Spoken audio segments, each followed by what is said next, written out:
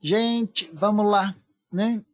Vamos voltar um pouquinho só aqui, só para a gente recapitular. Vamos falar um pouquinho da questão do jumentinho, da entrada de Jesus em Jerusalém, só para a gente relembrar que isso aqui foi a última coisa que nós estudamos, né, na semana passada, nessa composição. Lembrando aqui que Jerusalém representa a visão da paz. Isso para nós pode ser interpretado, de certa forma, como uma ascensão, uma elevação mental, espiritual.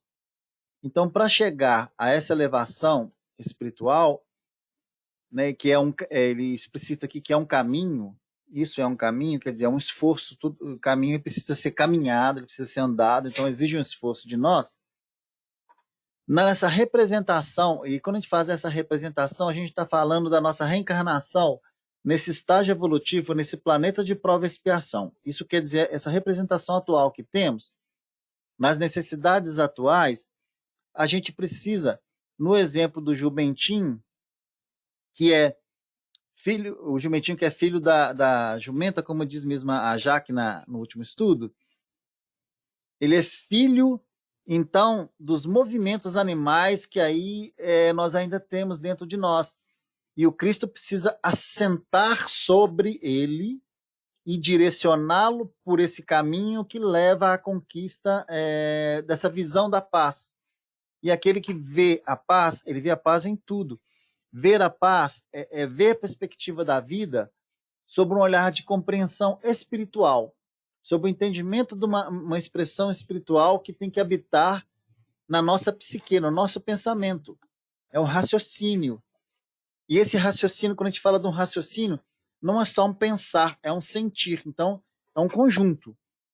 Então, o movimento nosso libertador, ele primeiro parte de um olhar para os nossos sentimentos, uma análise profunda, principalmente de onde eles estão brotando em nós, para que nós consigamos conquistar esse caminho da paz.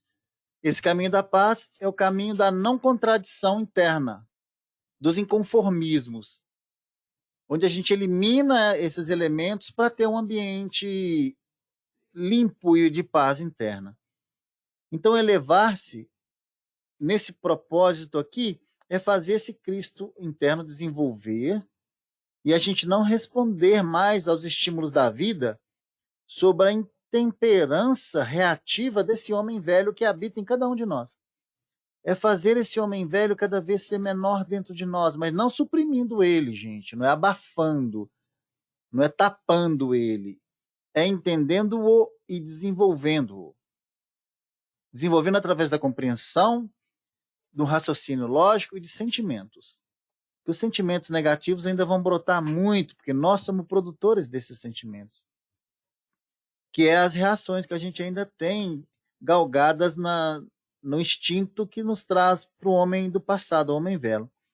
Nossa questão é superar esses instintos animais que existem em cada um de nós. E a gente precisa fazer isso no dia a dia. E é uma constância. É chegar com os desafios das nossas, como se diz, nossos inconformismos com pessoas, com situações, e trazê-los para um campo não de conivência, mas de discernimento. O que é errado é errado. O que é ruim é ruim. Mas todos eles têm um significado. É ir atrás do significado e não atrás de modificar o campo de visão para achá-los bons, porque não são. O que não é, não é. O que é, é. A gente precisa entender isso. Mas o que não é, a gente precisa trazer para o campo da compreensão. E aí existem os elementos que a gente precisa desenvolver, como resignação, para que essas questões externas não comandem a nossa vida mais, não tirem o nosso sono, não tirem a nossa paz. Porque o caminho de Jerusalém é a visão da paz. Por isso que ele é caminho, nós estamos caminhando, ele está lá na frente. A gente não pode tirar o campo dele do campo de visão da gente, não. Agora, nós temos que estabelecer o que significa para a gente essa visão da paz. O que significa paz para cada um de nós aqui? Que para alguns de nós, paz vai ser tirar aquela pessoa da nossa vida. Paz para nós, muitas vezes, é representado por dar o troco. e fazer o outro enxergar o seu lugar de pequeno, e isso aí não é um bom caminho. Nós temos que, de certa forma, ver o que depende de nós, da mudança do nosso olhar, do nosso sentir, para que a gente consiga conviver com esses inconformismos, e essa convivência é superá-los. Né? Não é simplesmente passar. E é muito interessante que esse processo ele começa de um raciocínio, é claro, um raciocínio que vai negar isso dentro de nós, né? Não posso ser desse jeito, não posso fazer isso, não posso pensar isso, não posso falar isso. E a partir disso, a estruturação de algo dentro de nós para que esses sentimentos durem menos dentro da gente, cada vez menos. O outro falou uma coisa para mim, eu fiquei inconformado, fiquei com raiva dele. Ok, isso dura quanto tempo dentro de você? Um dia, 2 dias, 3 dias, uma semana, a vida toda? Aí vira rancor, vira mágoa. Então vamos diminuir isso. Tem um prazo de 7 dias para você eliminar isso de dentro de você. Como? Oração, evangelho, estudo, compreensão. Tem que contar isso para o outro? Não, não conta não. Você vai estar divulgando, inclusive do ponto de vista que é seu. Trabalha isso internamente e a gente vai ver que a gente vai conseguir, de certa forma, não trazer certas coisas para as nossas casas, para a nossa família, para o nosso lar, para a nossa cama, para o nosso sono. Lembrando a vocês, nós precisamos de desenvolver um processo de gestão. E aí, quem domina a nossa cama, quer dizer, o nosso sono, deveria ser nós mesmos, e não nossas preocupações, nossos inconformismos que tiram o nosso sono. Quem adentra o nosso leito é quem é permitido pela nossa consciência. Então, ali não pode coisa de serviço, não pode coisa de má incompreensão nossa, essas coisinhas. A gente precisa fazer uma gestão melhor das nossas vidas. Então, esse caminho para Jerusalém é isso. Estar sob o jumentinho é realmente guiar, não é eliminar. Jesus não eliminou o jumentinho, nem dispensou ele. Ele utilizou o jumentinho para direcioná-lo a Jerusalém, que é o caminho da paz. Então, nós temos que direcionar o nosso instinto, nosso homem velho, para uma reformulação onde ele vai nós utilizando ele, porque ele não dá para tirar ele da nossa vida, a gente vai conseguir subir. E não esquece que Jerusalém é alto, né? Subir até a nossa Jerusalém. É uma questão prática mesmo. Aí a gente vê aqui também, né, que Jesus deixou essa parte espiritual para que nós nos apropriássemos dela. Ele fala que também esse ensinamento, essa parte nossa espiritual, divina, imortal, deve dominar esse animal, porque a herança do nosso estágio evolutivo anterior é esse animal. E aí porque enquanto a gente atender os nossos instintos animais, nós herdaremos os nossos processos reencarnatórios nesse planeta, porque ele serve para isso. Então nós precisamos parar de justificar as nossas reentrâncias na questão orbital desse planeta. Quando eu falo orbital, é questões morais. E aí nós fechamos semana passada falando dos ramos das palmeiras, né? Que significa reconhecer Jesus. Que o pessoal lembra lá na entrada dele, pegou os ramos de palmeiras e balançavam. Isso significa reconhecer Jesus, Messias, né? Não de Israel, mas como o prometido de Deus. Então, a disposição de ser servo, tá bom? Foi mais ou menos isso? Ou foi diferente? A gente sempre traz diferente, né? E aí dava testemunho, dava, pois, testemunho disso a multidão que estivera com ele, mas isso aqui da questão de Lázaro, né? Quando chamaram Lázaro ao túmulo, levantava dentre os mortos. Por causa disso, também a multidão lhe saiu ao encontro, pois ouviu que ele fizera esse sinal. De sorte que os fariseus disseram de si: vede que nada aproveitais. Eis aí vai ao mundo após ele. Falando das pessoas, né? Então, a multidão ainda buscava muito Jesus pelos milagres, e talvez a gente também esteja propício a uma reflexão se a gente ainda busca o Jesus, o símbolo que ele representa como espírito evoluído, mas a nossa busca tem que ser de uma referência ao Cristo que ele é e o que nós desejamos ser um dia.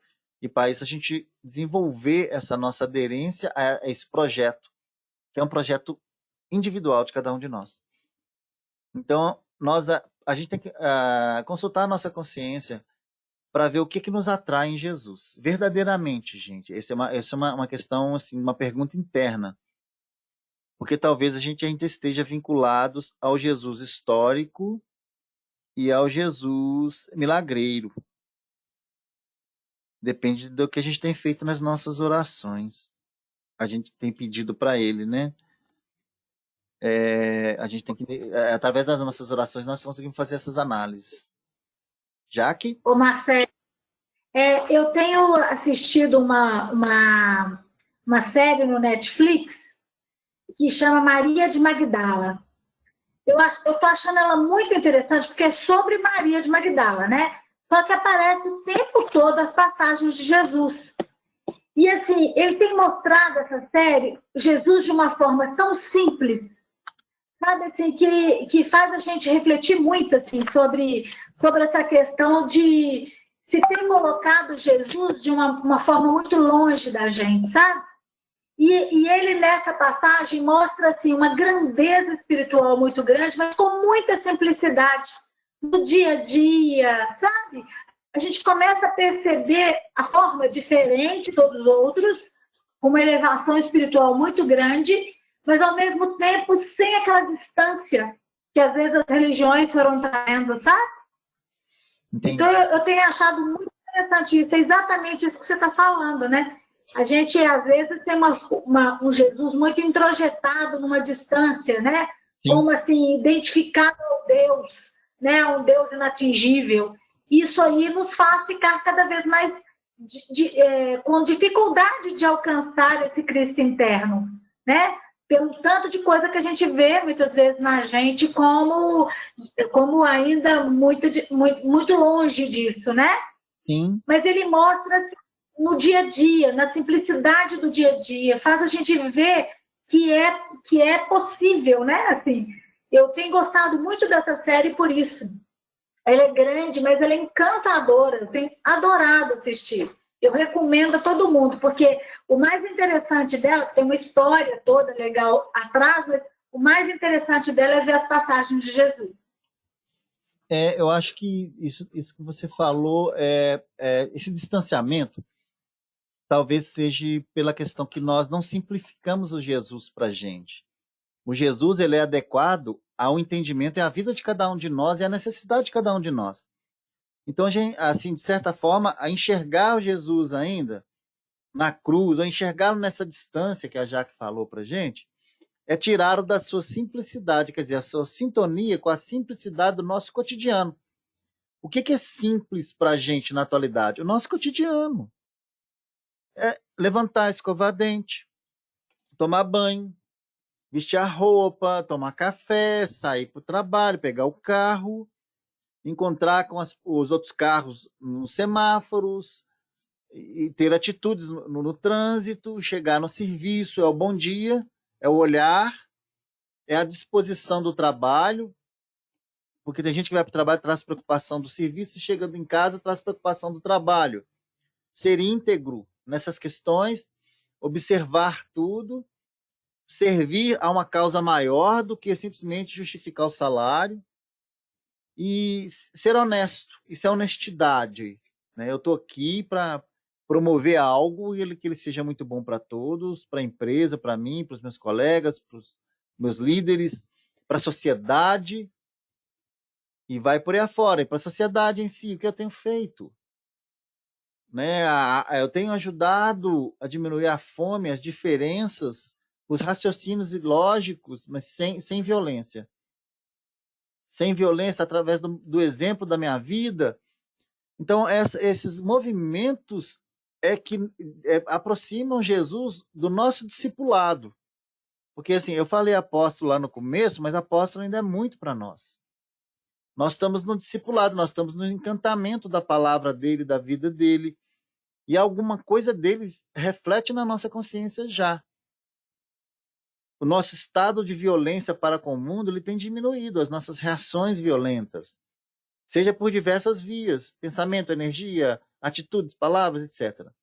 Nós temos apaziguado o monstrinho que existe em cada um de nós aqui, que existe, gente. Basta que ele seja estimulado da maneira correta.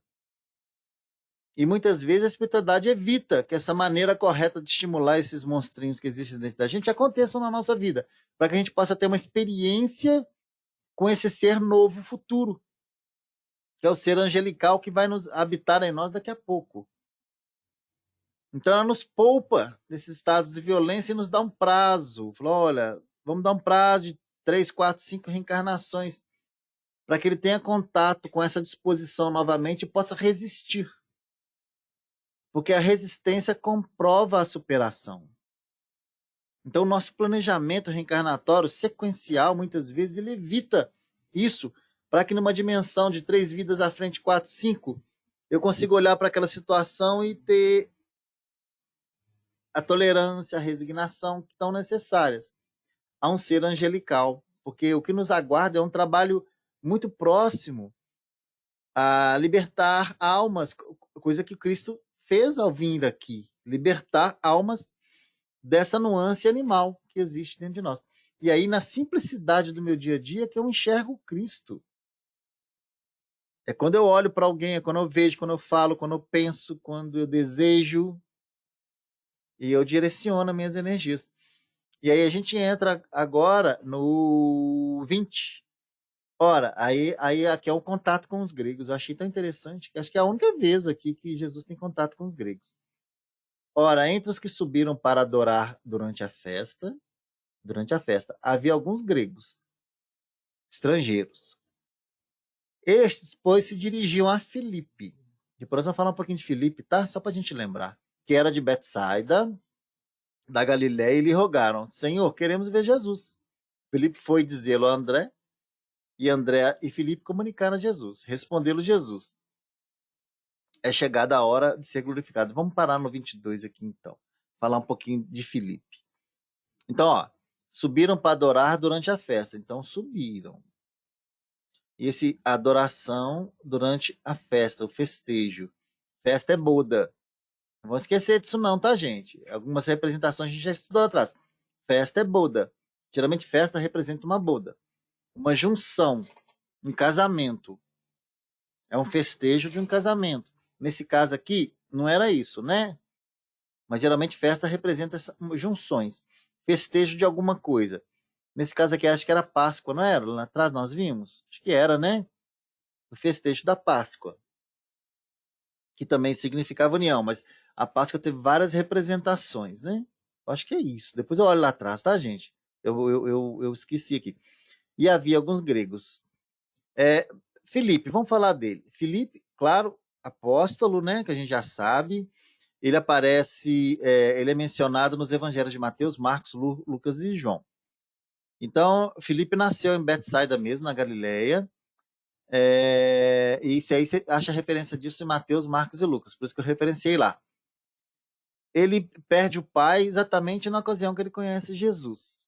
E tornou-se o quinto apóstolo, se a gente for. Porque isso aí é a Igreja Católica que conta, tá, gente? O sequenciamento de importância hierárquica dos apóstolos. Eu acho desnecessário, mas nessa hierarquia ele é o quinto lá. Parece que é uma hierarquia daqueles que Jesus gostava, né? Esse é em primeiro, esse é em segundo. É tão estranho isso, mas tudo bem. Ao encontrar Filipe, Jesus está lá em João, capítulo 1, versículo 43. Jesus fala: siga-me. Filipe se encontrou com Natanael e disse: encontramos aquele de quem Moisés escreveu a lei e também os profetas. É Jesus de Nazaré, filho de José. Isso aí já está lá em João 1,45.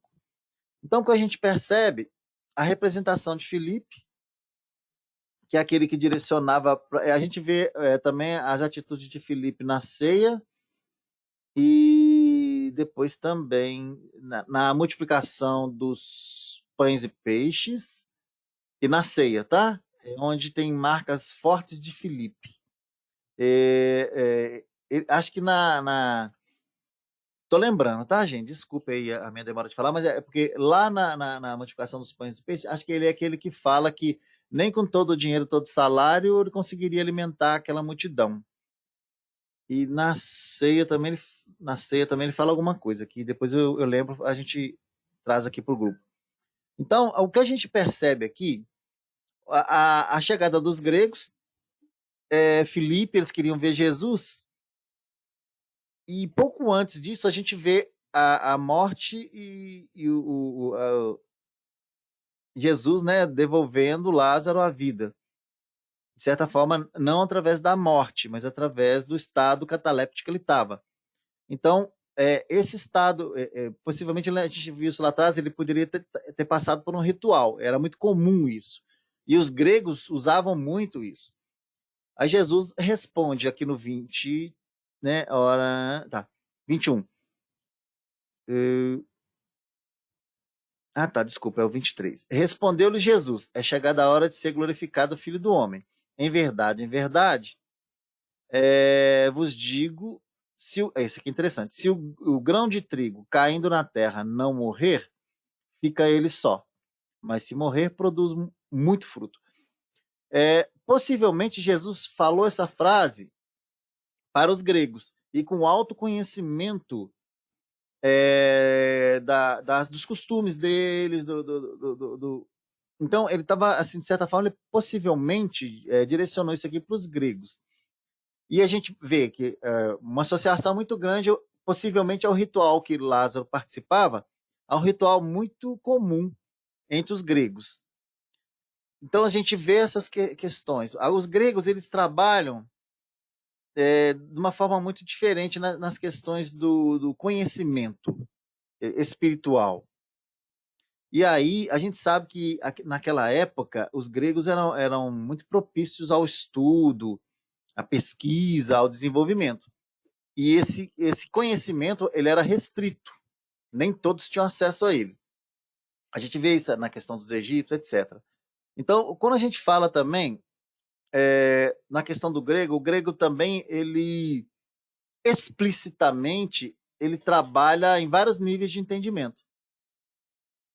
Jesus também trabalha, mas olha que interessante, esse entendimento, quando a gente trata ele, os vários níveis de entendimento, no que parte de Jesus, é livre.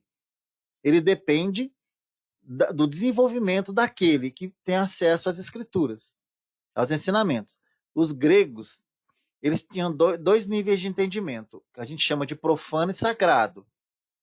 O profano é o popular, oferecido à grande massa, que eles consideram ela inculta. E o espiritual, relacionado ao esotérico, né, alguns chamam de esotérico, são destinados ao que eles chamam de iniciados. As questões espirituais eram destinadas aos iniciados. Então você tem essa diferença, eram eleitos para isso, tá? Todos os mistérios da antiguidade, que são os mistérios dessas antigas religiões, etc., tinham um conjunto de ensinamentos que era secreto.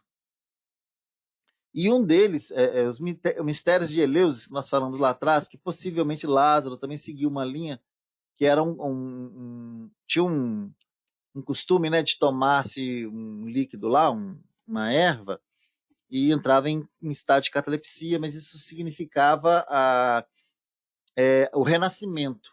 Então eles tinham muito esse vínculo, e os gregos tinham muito isso também. Então, quando a gente vê essa questão do mistério de Eleus é uma cidade na Grécia, é mais ou menos 30 quilômetros de Atenas. Os mistérios de Eleus duraram mais ou menos 1000 anos ali, 600 anos antes de Cristo, até mais ou menos 400 anos depois de Cristo, que isso era relevado entre eles, tá?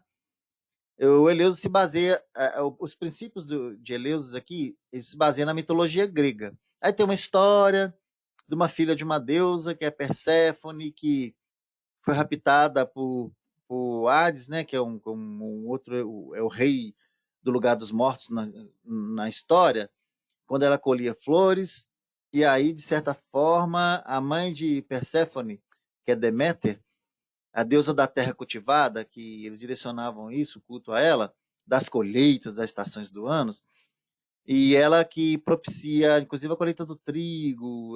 Tem esse simbolismo, tá, gente? Isso é um simbolismo. Então, quando Deméter soube que Perséfone foi raptada, ela ficou tão abalada que ela deixou de cuidar das plantas, das plantações dos homens, sendo que ela mesma ensinava essa cultura aos homens. Então, Deméter, como não cuidava das plantas, os homens morriam de fome. Aí tem o caso de Zeus, que é o pai dos deuses dos homens, que era irmão de Hades, que havia permitido que Hades raptasse Perséfone. Ele propõe um trato. Perséfone deveria voltar à Terra durante 6 meses para visitar sua mãe e outros 6 meses passaria com Hades. Então essa mitologia existe lá, é uma simbologia que leva a semeadura das sementes na Terra. E a gente encerra por aqui, porque a gente vai falar da semente um pouquinho.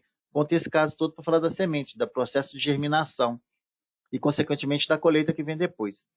É uma espécie de morte e renascimento. Então, como nós estamos tratando de Lázaro, Jesus também possivelmente quis fazer uma menção a esse processo de renovação. Isso é muito importante para nós, que eles faziam isso através de uma morte simulada, e faziam isso de diversas formas. Mas quando ele fala aqui, se o grão de trigo, a gente encerra aqui, tá, gente? Se o grão de trigo caindo em terra não morrer, fica ele só, mas se morrer, dá um fruto. Aí nós vamos trabalhar muito semana que vem esse processo do renascer, o que representa como planta, e lembrando que a planta abre um caminho para renascer, quer dizer, na direção do sol e da luz, então ela percorre dentro da sua dimensão de profundeza, de que ela é semeada, a terra na escuridão para renascer, e nós vamos trazer isso para a nossa vida. Mas a gente vai entender também essa questão como esse caminho que a gente tem que trilhar para alcançar esse estado de glorificação interna que a gente recorre tanto, tá? E que Jesus nos oferta através do seu evangelho. Então a gente vai trabalhar isso semana que vem. Tem muito assunto nessa parte que se o grão de trigo cair em terra não morrer, fica ele só, mas se morrer dá muito fruto.